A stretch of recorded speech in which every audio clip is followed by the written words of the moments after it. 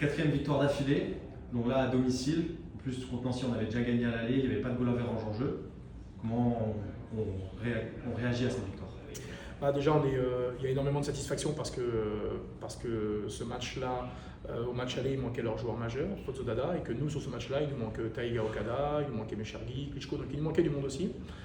L'idée, c'était aussi de valider les trois victoires précédentes. Donc les garçons étaient plutôt solides et énormément de satisfaction parce que j'ai pu faire jouer les U18 et surtout on a rectifié le tir sur notre axe de développement du moment qui est le tir à 3 points, donc je suis plutôt content. Énormément de satisfaction quand on est coach, c'est toujours plaisant quand le ballon est partagé et que même si c'est un centre de formation, tout le monde arrive à s'exprimer et a un temps pour s'exprimer, un temps pour le faire et qui répond bien.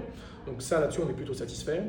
Il y a quelques joueurs, ce qui m'intéresse le plus, c'est qu'il y a quelques joueurs qui étaient absents sur les 2 derniers matchs, soit manque de confiance, soit manque de réussite, et qui ce soir ont profité de ce moment pour se montrer des choses un peu plus intéressantes en termes d'agressivité.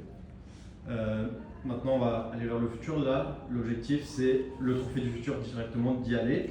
Et ensuite, après là-bas.